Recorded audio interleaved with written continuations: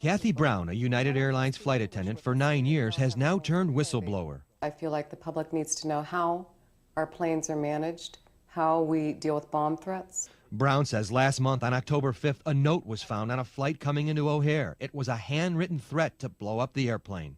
We simply wanted to have that plane properly searched. Brown says the flight crew had been told the airplane had been swept by bomb-sniffing dogs when it hadn't been. It was the cabin cleaners.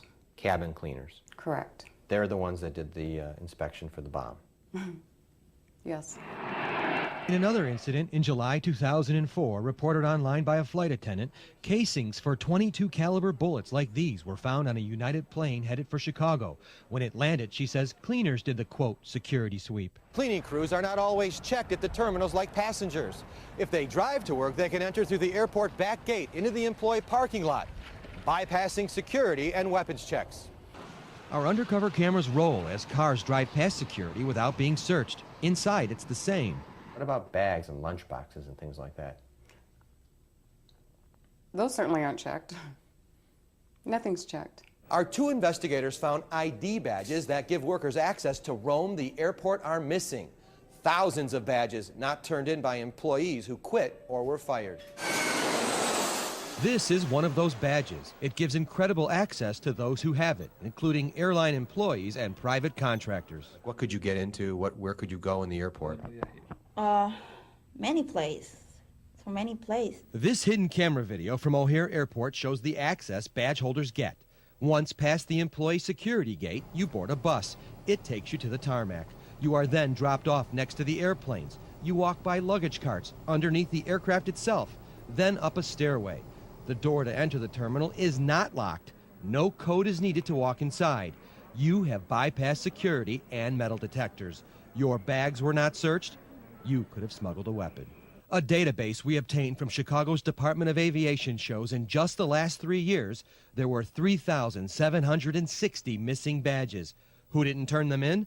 Among others, former airline employees, private contractors, airplane cleaners, and delivery men, even state and local law enforcement officers, FBI agents, and federal air marshals. How did we learn about the missing badges? From confidential records tossed in this trash can. I'd just like to find out why you guys are throwing this stuff away. We found names of people who did not return their badges. We also found social security numbers, home addresses, birth certificates, state IDs, even FBI fingerprint and signed badge application forms that were thrown into the trash without being shredded. You guys are throwing out people's personnel records and social security cards and ID badge application forms unshredded. Okay, I'll have to find out what's going on. These are my copies. No, these are my copies. Then there's Jorgelina Cisterna. That says the ID badge is missing. Did you turn it in? No, I have the ID. She says she quit working for Scrub in October, but still has her badge. Records indicate it was active for weeks. And that badge would get you on a plane, right? Of course. Yes. Jorgelina Cisterna is not a criminal. She says she just forgot to turn in her badge. Nationwide, false information and stolen identities have been used to get these badges. Some airports are more vulnerable than others, depending on how they control the badges.